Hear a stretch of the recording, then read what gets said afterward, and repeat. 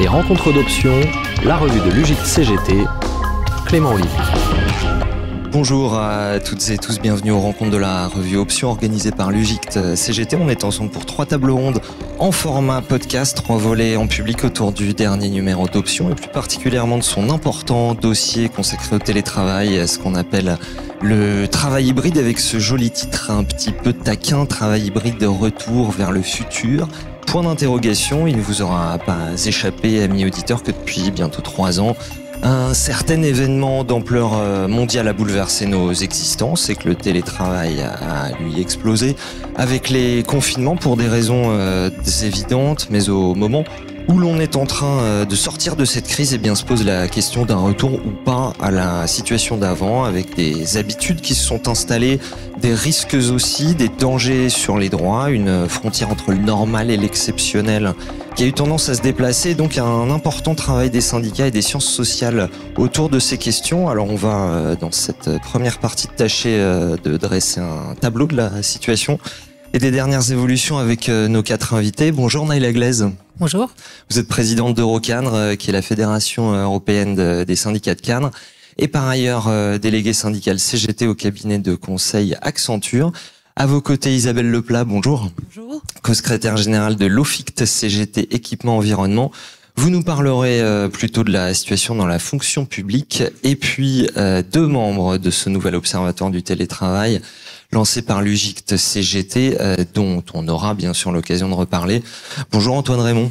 Bonjour. Vous travaillez chez Secafi, qui est un cabinet d'expertise qui conseille les représentants du personnel, et êtes donc membre du conseil scientifique de cet observatoire du télétravail, dont on a également le plaisir d'être en compagnie du président Louis Herbe. Bonjour. Bonjour. Je précise par ailleurs que vous êtes doctorant en économie à la DARES, et puis chose importante, que vous êtes statisticien de métier. Alors justement, est-ce que Louis Herbe, vous pouvez nous poser un peu le décor de ce qu'est le télétravail ces dernières années, à l'aide, au hasard de données de statistiques de la DARES et de l'INSEE, vous qui êtes statisticien? Oui, alors c'est un sujet qui a intéressé la statistique publique depuis maintenant une dizaine d'années, et une question qui a été intégrée aux différentes enquêtes de la statistique publique en France et puis aussi dans la plupart des pays de l'OCDE. Tout d'abord, peut-être pour dire un état des lieux. En 2017, en France, on était à peu près à 4% des salariés qui étaient en télétravail au moins une fois par semaine. Et tout de suite après, en 2020, on était passé à peu près à 30 à 40% de salariés qui télétravaillaient au moins une fois par semaine. Donc on a assisté à une vraie explosion et une massification du télétravail. Alors peut-être qu'il faut quand même revenir sur la définition du télétravail, parce que parfois on a des confusions. Absolument, commençons par le début, comment on définit le télétravail, puis vous allez nous dire la différence avec ce terme de travail hybride. Alors on a une définition en Europe, dans le cadre de l'Union européenne, qui a fait une définition assez formelle et assez rigide sur le cadre du télétravail, qui est donc une forme d'organisation du travail habituel, qui se fait non pas sur le lieu habituel ou sur site, comme on le dit maintenant, mais qui se fait au domicile, ou en tout cas dans un lieu inhabituel, comme ça peut être le cas dans les tiers-lieux, et qui se fait avec des outils du numérique, comme son nom l'indique. Et donc, en fait, on le distingue d'autres situations que parfois on a tendance à confondre, où dans certaines études, il y a des difficultés d'interprétation, que sont le travail à domicile, c'est-à-dire le fait de travailler de chez soi, ce qui peut être le cas notamment pour tout un tas de professions d'indépendants qui le faisaient jusqu'à présent, mais qui n'étaient pas forcément sur une forme de télétravail, c'est-à-dire que c'était pas une contradiction par rapport à ce qu'ils pouvaient faire de manière similaire sur site. Et puis aussi tout ce qui est travail en débordement, c'est-à-dire le fait de travailler dans les transports, travailler tard le soir, travailler le week-end, qui n'est pas nécessairement du télétravail. Et donc ce télétravail, il s'inscrit la plupart du temps dans le cadre d'accords, dans lequel, notamment à partir de 2014, on s'inscrit dans le fait que les salariés doivent avoir un caractère volontaire sur le fait d'exercer en télétravail. À propos d'accord, on a un accord interprofessionnel dès 2005 qui définit ce qu'est le télétravail. Est-ce que vous pouvez justement nous en dire 2 mots? Oui, en fait, on voit bien que ça arrive assez tôt, cette question notamment avec le développement des technologies de l'information et de la communication, où maintenant on résume en numérique. Ça se développe assez tôt, et ça se développe en particulier dans les professions des cadres, plus généralement dans les professions de bureau, notamment maintenant, mais globalement dans les professions des cadres, mais une arrivée très progressive, voire très limitée, parce que comme j'ai dit, on n'était qu'à 4% en 2017, 6% en 2019, donc juste avant la crise, et ça concernait qu'à peu près un quart des cadres qui étaient massivement surreprésentés, tandis que les ouvriers ou même les employés étaient complètement absents. On était à moins d'1% de ces populations qui télétravaillaient. Donc chose importante à rappeler, effectivement, le thème a pris tellement d'importance médiatique qu'il faut rappeler que c'est quand même réservé essentiellement aux cadres et aux professions intellectuelles. Ouais. C'est ça.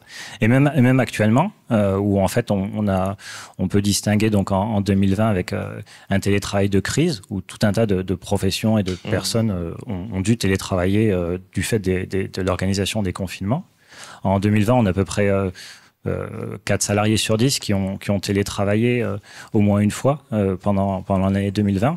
Mais c'est tout de suite redescendu à un niveau beaucoup plus régulier, aux alentours de 20 à 25%.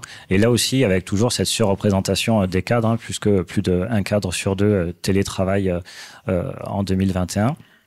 Mais aussi un développement dans d'autres professions où lesquelles on les attendait moins, notamment les professions intermédiaires, donc notamment tout ce qui est technicien de bureau, et puis aussi tout ce qui est fonction de secrétariat, ce qui est parfois l'objet de bataille dans un certain nombre d'entreprises pour permettre à des gestionnaires ou à des secrétaires d'accéder au télétravail.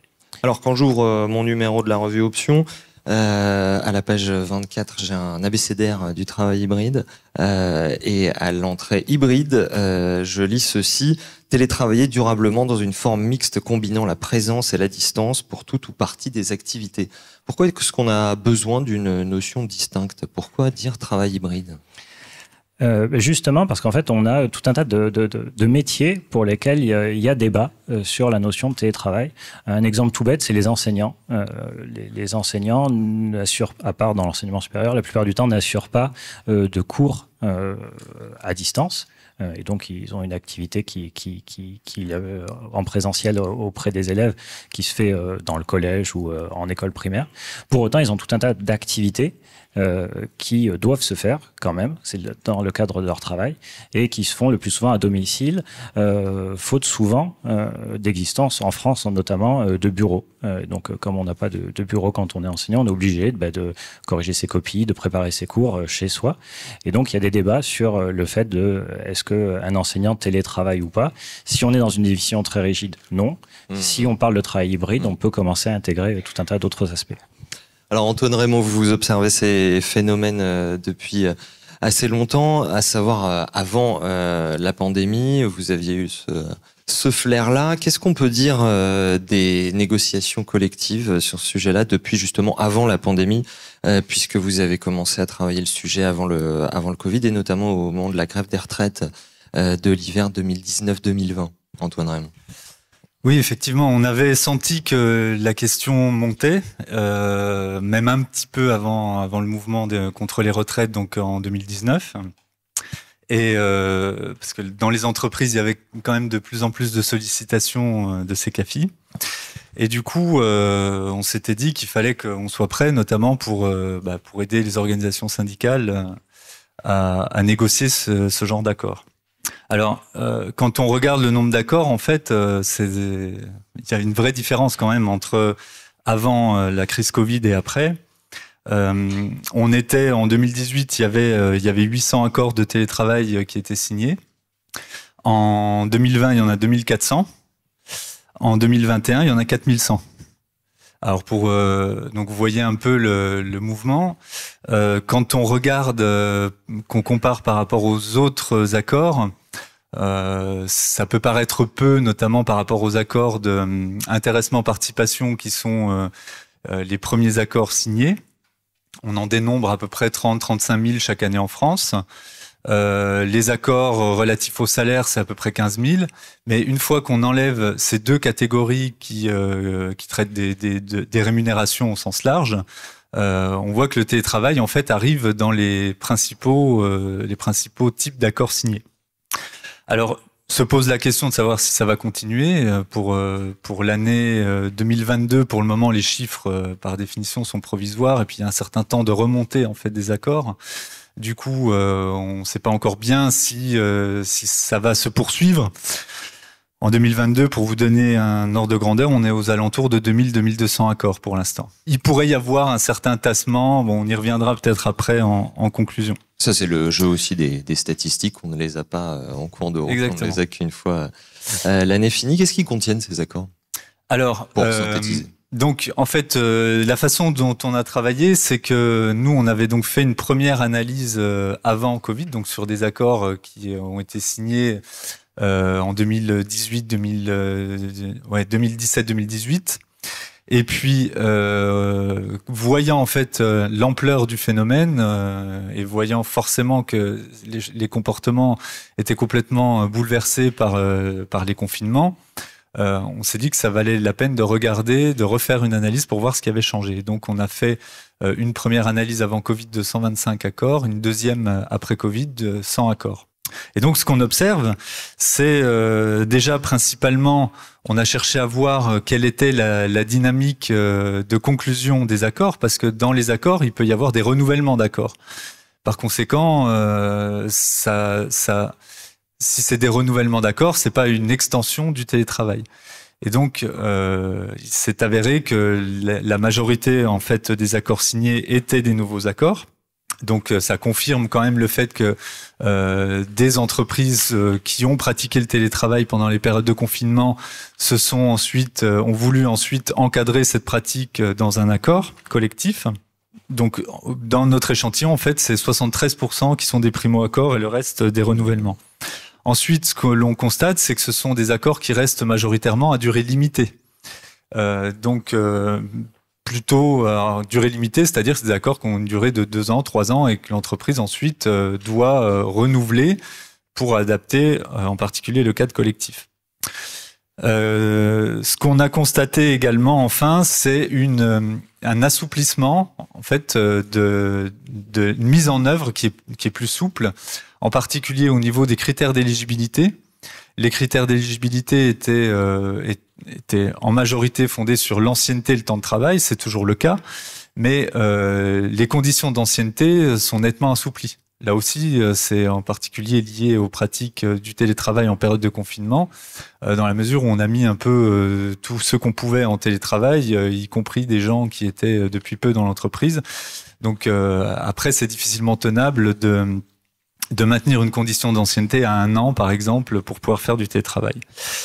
Et donc, on observe enfin donc un assouplissement donc des critères d'éligibilité et également donc un relâchement des critères liés à la profession et un frémissement autour des critères liés à la tâche. Alors, ça rejoint un peu ce que disait Louis tout à l'heure, c'est-à-dire que il y a certains métiers qui ne sont pas complètement télétravaillables, mais dont une partie des tâches l'est. Alors, vous pardonnerez la brutalité journalistique de ma question qui s'éloigne du ton de chercheur que vous avez, mais est-ce que ça va tout simplement assez vite? Est-ce que ça va assez loin, ces accords? Alors, est-ce que ça va assez vite? Le mouvement est quand même important parce que ce qu'on observe, c'est que à la fois dans les primo-accords et dans les accords de renouvellement, par exemple, le nombre de jours est plus important. Donc, des premiers accords signés aujourd'hui prévoient un nombre de jours plus important qu'avant Covid. Des accords de renouvellement également. Donc, en fait, tout ça pousse le nombre de jours de télétravail à la hausse.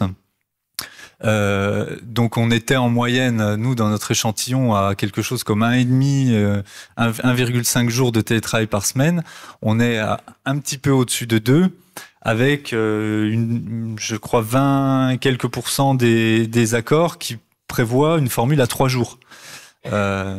Donc c'est quand même une accélération notable. Après, ça pose aussi des questions en termes d'organisation, cette pratique, parce que ce que l'on constate, c'est que dans ces accords, il n'est pas souvent fait référence aux lieux de travail, enfin aux espaces de travail dans l'entreprise. Et donc déjà ce mouvement-là d'augmentation du nombre de jours de télétravail, on voit bien que ça pose ensuite, dans un deuxième temps, la question des réaménagements. Et il y a un grand nombre d'entreprises qui, au bout d'un certain temps, passent notamment en flex office, parce que les gens ont une pratique du télétravail régulier, puisque c'est quand même la forme majoritaire, une pratique du télétravail régulier avec des jours fixes par semaine. Ces jours, on sait maintenant, c'est assez bien documenté, que c'est principalement les jours de présence au bureau sont principalement les jours le mardi et le jeudi.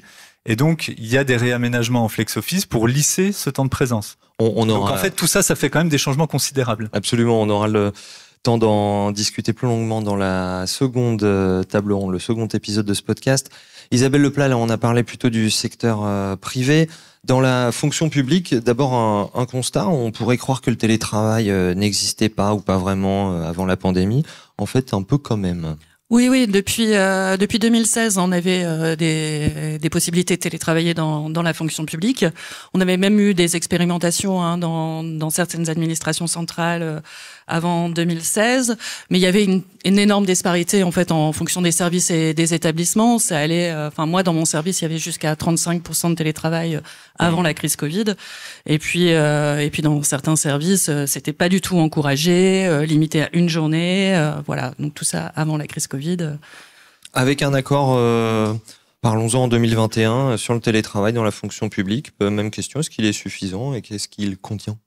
Alors on a signé donc un accord le 13 juillet 2021 sur les 3 versants de la fonction publique. Il contient ce qu'on a déjà discuté sur la définition du télétravail. Nous, on avait aussi des situations de travail déportées, en fait, des agents qui travaillaient sur d'autres sites de la fonction publique. Donc nous, notre accord contient une quotité maximum à 3 jours par semaine, avec des dérogations aussi pour les travailleurs en situation de handicap, les femmes enceintes, les proches aidants, où ils peuvent atteindre jusqu'à 5 jours de télétravail. Vraiment, on a tenu à ce que soit réaffirmé le volontariat de l'agent et la réversibilité. On parlait aussi, de l'éligibilité au télétravail. On a énormément milité pour que ça se passe aussi en fonction des activités et non des métiers. On a des métiers où il y a des activités télétravaillables et d'autres non. Et c'est même utilisé aujourd'hui comme un point d'attractivité en fait pour recruter, parce que nous on peut faire du télétravail sans ancienneté sur le poste. La mise en place de l'indemnité télétravail qui va être revalorisée là au 1er janvier à cause de la crise énergétique, on va dire à 2,88 € par jour avec un plafond de 253 € par an. Un mot là-dessus, oui. C'est évidemment insuffisant parce que donc l'accord prévoit que le matériel est fourni par l'employeur, mais le matériel c'est juste un ordinateur portable. On sait que travailler sur un ordinateur portable toute la journée, c'est pas suffisant, on n'a pas forcément de siège. Voilà, pareil, il y a des collectivités territoriales qui mettent vraiment des moyens là-dessus. À l'État, c'est aussi beaucoup de disparités, mais c'est un peu pauvre, quoi. Point commun d'ailleurs entre le public et le privé, c'est un des enjeux du télétravail, c'est le transfert des coûts vers les salariés. Oui, tout à fait, en fait. Et puis, aujourd'hui, en plus, justement, l'accord prévoit des situations exceptionnelles. Évidemment, on sortait de la crise Covid, donc fallait prévoir que si on avait une nouvelle crise sanitaire ou qu'on soit couvert. Et donc, en fait, la situation exceptionnelle, aujourd'hui, certains employeurs l'utilisent pour faire des économies de chauffage. Par exemple, à la région Hauts-de-France, ils ne chauffent pas le lundi et le vendredi. Ils ont mis un plateau au premier étage chauffé pour justement les agents qui ont pas d'activité télétravaillable. Et on demande à tous les agents qui peuvent télétravailler de rester chez eux. Autrement, il fait 15 dans leur bureau. Donc c'est utilisé à cette fin-là, quoi. Une autre question, c'est celle du management. Dans ce numéro de la revue Option, il y a un article de votre camarade Emmanuel Paulet de l'UFICT CGT décrivant le déploiement du télétravail dans la fonction publique territoriale comme un instrument du New Public Management à rebours de l'intérêt général. Votre avis ? On l'a bien vu avec la crise Covid. Nous, comme on avait vraiment mis en place le télétravail avant, on avait des les encadrants avaient une obligation de formation, donc ils avaient évidemment réfléchi à comment mettre en place le télétravail, garder le collectif. Donc aujourd'hui, en fait, ce qu'on s'aperçoit, c'est pour contrôler en gros la production des agents, on met de plus en plus de tableaux d'indicateurs. Beaucoup de services mettent en place des suivis d'activités. Donc c'est aussi un changement dans la fonction publique. On n'a pas du tout l'habitude de ce genre de décompte en fait de nos activités. On est là pour faire une activité de service public. Donc c'est un gros changement chez nous. Oui. Alors d'accord, il va en être question également avec vous, Naïla Glaise. Il se trouve que vous qui êtes à la tête d'Eurocadre, il y a une négociation qui a lieu actuellement sur le télétravail au niveau européen. On sait que dans le cadre européen, on n'a pas vraiment le droit de parler du contenu de ces négociations. Qu'est-ce que néanmoins vous pouvez nous dire? Qu'est-ce que vous avez le droit de nous dire à ce sujet-là? Au moins le sujet. Oui, bien sûr. Donc déjà, je vous rappelle que l'accord de 2005 en France, il a été issu de l'accord 2002 européen qui a encadré le télétravail. Bon, malheureusement, après les ordonnances Macron de 2017 et l'accord de 2020, le télétravail, il est de moins en moins encadré en France. Donc évidemment, le but pour nous dans cette négociation... Dites-nous pourquoi avec les ordonnances travail? Parce que justement, l'accord de 2002, il exigeait la négociation, un accord collectif et un avenant au contrat de travail du salarié qui définit les droits et les devoirs de chaque télétravailleur et télétravailleuse, chose qui a sauté depuis. Et donc, le but, notamment pour la France de cette négociation, c'est de réencadrer le télétravail en exigeant une négociation avec les partenaires sociaux, les organisations syndicales dans les entreprises, parce qu'il n'y a pas une solution qui arrange tout le monde dans le télétravail. C'est ça la difficulté. Et notamment au niveau européen, ce qui est difficile dans la négociation, c'est qu'il y a beaucoup de législation. Dans quasiment tous les pays européens, il y a des législations aujourd'hui sur le télétravail. Il y a beaucoup d'accords collectifs, beaucoup d'accords sectoriels. Et donc, ce qui est compliqué dans cette négociation, c'est de prendre en considération toutes ces législations qui s'appliquent aujourd'hui. Et donc, ce qui est le plus important pour nous, c'est remettre le télétravail dans les mains des syndicats et des travailleurs. C'est-à-dire, c'est à eux de négocier dans chaque secteur ou dans chaque entreprise, comment ils veulent déployer et implémenter la loi, qu'elle soit générale ou pas. Et donc, c'est ça le but de l'accord aujourd'hui. Et je pense que c'est ça qui apporterait un peu plus de pouvoir aux organisations syndicales françaises aujourd'hui, qui, quand on voit le télétravail de gré à gré, n'ont plus leur mot à dire là-dessus. C'était ma question suivante. Quel intérêt on peut avoir en France dans cette négociation? Alors, bon, comme vous l'avez bien dit, donc les négociations sont en cours. Elles ont commencé en octobre. Elles doivent normalement se terminer en juin. Les pratiques européennes ne sont pas comme les pratiques françaises dans les négociations, c'est-à-dire qu'on ne peut pas trop dévoiler les contenus de ce qui se passe dans cette négociation. Oui, on va rester socratique. Mais quand même, on a quand même des grandes lignes très importantes. La question du volontariat, elle est aujourd'hui très importante et on voit très bien que quand on réaménage les bureaux, la question du volontariat, elle est à peu près violée parce que si on n'a plus de poste de travail ou des conditions de travail qui permettent de retravailler dans le bureau, le télétravail, il n'est plus sur la base de volontariat. Donc cette question de réversibilité aussi, elle est très importante pour nous. La question des frais, bon, on a bien vu, c'est dérisoire quand même les remboursements, surtout aujourd'hui. Et là, il y a plein d'accords, il y a d'autres accords européens, pas européens, des États membres sur lesquels on peut se baser. Notamment, on a en Espagne une loi qui est assez stricte sur les remboursements des frais.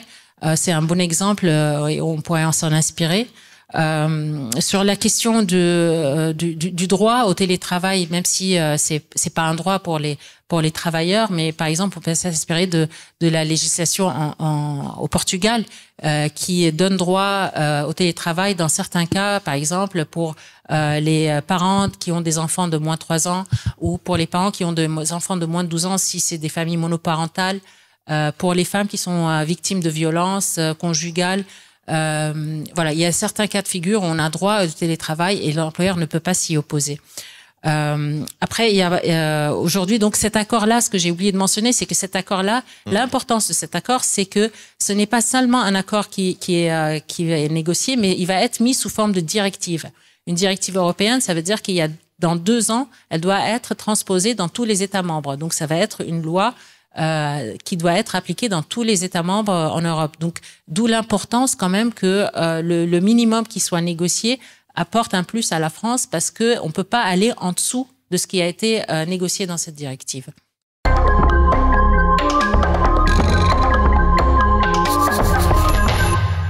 Et dans tout ce contexte, Louis Herbe, on comprend bien l'intérêt de cet observatoire du télétravail pour avoir un recul et des choses très précises. Oui, tout à fait. En fait, l'idée de l'observatoire, c'est à la fois de poursuivre les travaux qu'on a commencé à engager maintenant depuis presque 3 ans sur ce sujet-là, avec 2 enquêtes qui ont été menées, dont une dédiée au télétravail. Assez pionnière, oui. Oui, je crois me souvenir y avoir répondu personnellement. En tout cas, oui, pour la première, on était déjà à commencer sur l'enquête à peu près au 20 mars 2020, donc on était quand même très très en amont de beaucoup d'autres cabinets qui pouvaient travailler sur ce sujet-là, ou d'autres syndicats.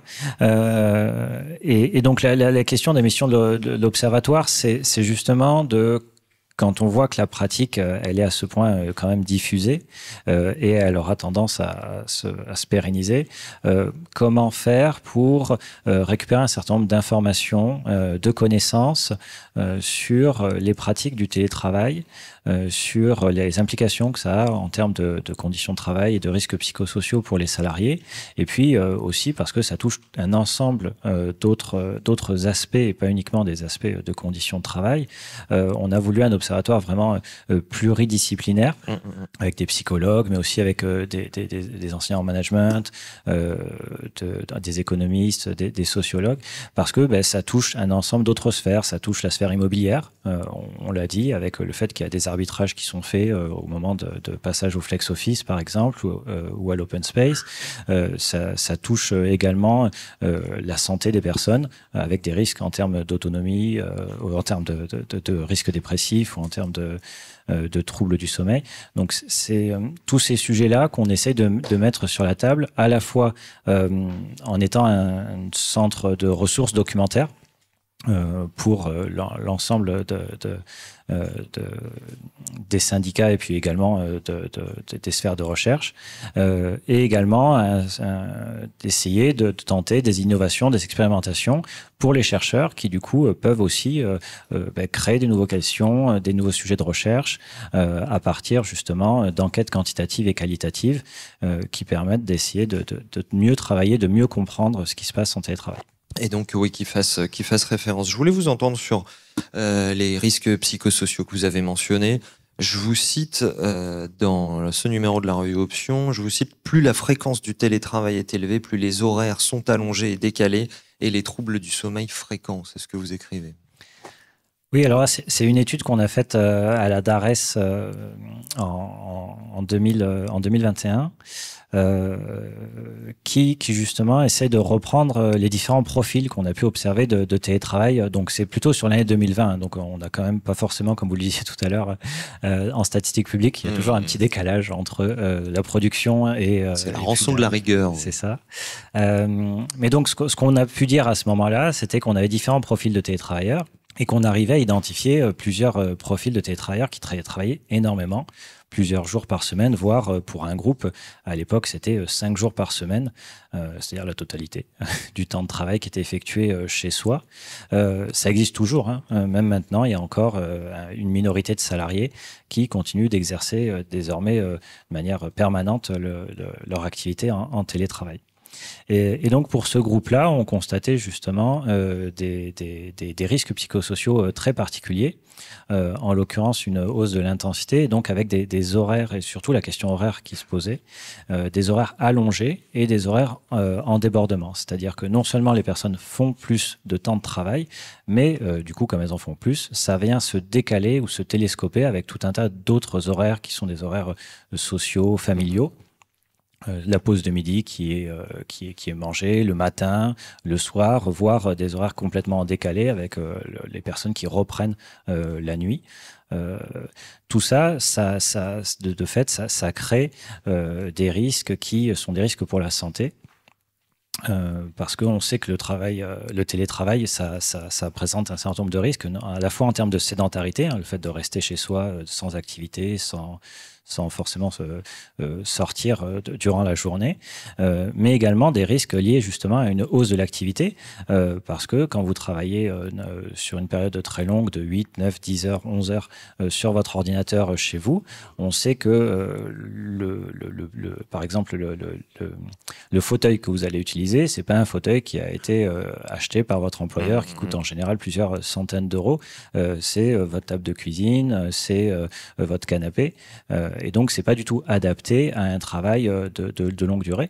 Et donc ça présente à la fois des risques pour votre santé physique, avec ça a été assez bien documenté dans les recherches internationales depuis maintenant 10 ans sur les troubles musculo-squelettiques, les risques pour les tendons, les risques pour au niveau des vertèbres, qui sont quand même très importants, et également des troubles pour la santé mentale, du fait aussi, pour notamment ces personnes qui travaillent beaucoup, des troubles du sommeil, des risques d'isolement, et donc des risques de dépression. Isabelle Leplat, une réaction à tout ce qui a été dit?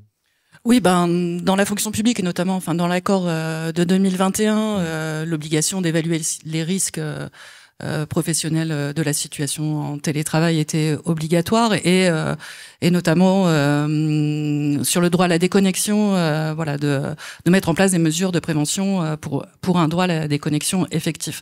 Même si c'est pas un sujet exclusif du télétravail, le droit à la déconnexion, on sent que avec la mise en place du télétravail, ça devient un problème. On l'a vu dans le dernier baromètre cadre de l'UGIC, 71% des agents de la fonction publique travaillent pendant leur jour de repos. 42% disent travailler plus de 45 heures par semaine. Et donc nous, dans notre ministère, on a négocié un protocole d'accord sur le droit à la déconnexion. Évidemment, le premier enjeu, ça a été le décompte du temps de travail pour tous, et notamment pour les agents qui sont au forfait jour. On a fait une enquête, une enquête flash à l'OFICT CGT Équipement, et 50% de nos collègues disent qu'ils ont intrusion du travail pendant leur temps perso. Donc souvent, pour des problèmes de charge de travail et aussi de nécessité de réactivité demandée par la hiérarchie. L'enjeu du droit à la déconnexion, c'est vraiment de refuser le transfert de la responsabilité de l'employeur vers l'agent. En fait, ce soit vraiment un droit effectif à la déconnexion et non pas un devoir. Pour le dire franchement, l'employeur se défausse sur ça. Oui, c'est ça. En fait, l'employeur va dire, tu n'as pas à te connecter. C'est ta faute. C'est ton devoir voilà, c'est ton devoir de te déconnecter, mais on n'est pas du tout d'accord avec ça. Donc de ce fait-là, il faut mettre en place des mesures techniques pour mettre en place un véritable droit à la déconnexion. Nous on voulait en fait une déconnexion des applications métiers et des mails en dehors des heures de travail. Donc pour l'instant, on a obtenu juste une fenêtre pop-up qui va apparaître, mais c'est déjà pas mal. L'idée. Qu'est-ce qu'elle dit, la fenêtre pop-up? La fenêtre pop-up, elle dit vous êtes pas pendant des heures de travail. C'est déjà ça va alerter un peu. Ça va conscientiser. Nous, on voulait, que ça déconnecte automatiquement, sauf, situation de crise, situation d'urgence. En fait, nous, on nous dit non, on peut pas couper les serveurs. Vous imaginez si on avait coupé les serveurs pendant Lubrizol. Ce serait sans précédent dans le numérique, par ailleurs. C'est le principe du numérique. Tout fonctionne tout le temps, 24 heures sur 24. Donc on a quand même des situations de crise à gérer. Donc faut vraiment mettre en place des mesures techniques, notamment aussi de suivi en fait. Donc là, on va avoir un suivi de la volumétrie des connexions au VPN, vu qu'on a pour accéder à toutes nos applications au niveau du ministère, faut se connecter via le VPN. Après, l'accord prévoyait par exemple, pour tous les collaborateurs des cabinets ministériels, pas de droit à la déconnexion. Donc la secrétaire du cabinet ministériel, en fait, si elle postulait là, elle n'avait plus de droit à la déconnexion. Donc on a vraiment réduit aux collaborateurs proches des ministres. Et ça, c'est vraiment le défaut aujourd'hui de l'accord, c'est que l'encadrant n'a aucun moyen de vérifier que ces encadrés appliquent bien le droit à la déconnexion. Et en fait, ça peut aussi les mettre en responsabilité s'il y a un problème de surconnexion. À ce sujet, Naïla Glaise, est-ce qu'on a de bons exemples au niveau européen, chez nos voisins, que ce soit sur le droit à la déconnexion ou le télétravail en général ? Alors, le droit à la déconnexion fait partie aussi de la négociation qui est en cours en ce moment, parce que c'est un accord sur le télétravail et le droit à la déconnexion. La problématique du droit à la déconnexion, j'ai envie de dire qu'elle est un peu universelle, donc c'est toujours pareil, et notamment pour les cadres, c'est-à-dire vraiment prendre des mesures assez radicales, c'est quasiment impossible pour les cadres. Mais n'empêche qu'il y a quand même des accords collectifs, c'est plus que des législations. Il existe des législations dans plusieurs pays européens, mais qui exigent notamment la négociation d'accords collectifs. Donc ça change beaucoup d'une entreprise à une autre. Même dans une même entreprise, ça change beaucoup selon la catégorie des travailleurs. On a vu en Allemagne plusieurs accords comme même qui coupent les accès mail à partir entre 9h du soir, par exemple, ou 7h du matin. Mais c'est pas très très répandu et notamment pour les cadres, c'est pas très répandu. Moi, je pense que ce qui est important aujourd'hui, c'est d'évaluer les risques de la surconnexion, de mesurer et de prendre des mesures au fur et à mesure. C'est-à-dire que le dialogue social dans une entreprise, il doit un peu évoluer dans le sens où aller avec le temps. C'est pas un accord qu'on doit signer et accrocher sur un mur et arrêter d'en parler, mais plutôt d'avoir des indicateurs qui permettent de mesurer de façon permanente tous les effets de la surconnexion et de la mauvaise organisation de travail, parce que au final, c'est une mauvaise organisation de travail, et de pouvoir ajuster en fonction des résultats, des indicateurs qu'on a mis en place et prendre des mesures pour des services, pour des secteurs ou pour des groupes, pour des équipes, même la plus petite équipe en fait. Antoine Raymond, à propos de ces difficultés, ces enjeux en tout cas à réguler dans ce secteur, par rapport au fauteuil dont parlait Louis Herbe qui n'est pas assez bien chez soi, si on doit s'assurer que les gens ont la possibilité de travailler dans des conditions données, et ben ça impliquerait quand même une intrusion dans l'intimité assez compliquée. Qu'est-ce qu'on peut faire ? Alors, il y a effectivement, si on regarde, en fait, les équipements qui sont fournis par l'employeur pour télétravailler, en général, il y a un ordinateur et une solution de téléphonie. Plus rarement, il y a des équipements comme un deuxième écran, comme un siège de bureau qui permettent d'améliorer les conditions de travail. Et quand je dis plus rarement, ça représente, nous, dans les accords qu'on avait analysés, ça représente à peu près entre 15 et 20% des accords qui prévoient quelque chose. Sachant que pour s'équiper, soit l'employeur met à disposition un fauteuil ou un deuxième écran, auquel cas c'est quand même un peu lourd à gérer, donc ça se fait de moins en moins. C'était le cas il y a quelques années parce qu'il y avait moins de gens qui télétravaillaient. Maintenant, en gros, c'est les salariés qui s'achètent l'équipement et l'employeur qui rembourse plus ou moins. Donc, et quand il rembourse, c'est rarement à 100%. Donc ça veut dire qu'il y a un coût quand même. Il y a un coût d'équipement pour le salarié. Après se pose la question du renouvellement de ces équipements. Certains, un écran d'ordinateur, il peut tenir quelques années.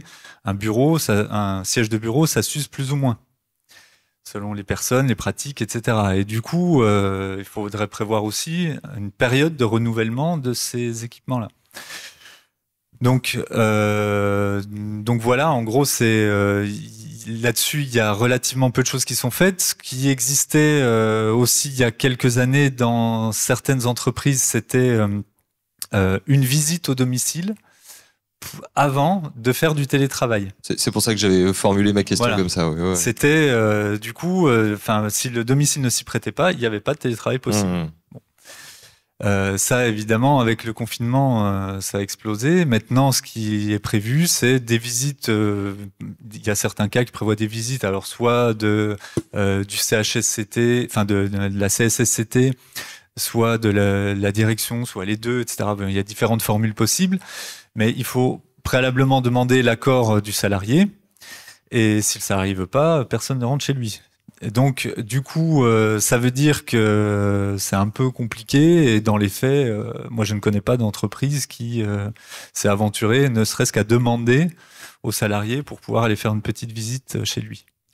Louis Herbe, un mot pour conclure. Alors, je vais faire juste un petit contre-pied. Mais je vous en prie. Parce qu'on a beaucoup parlé du fait qu'il fallait encadrer et du fait qu'il y a beaucoup de risques en télétravail, ce qui est un fait.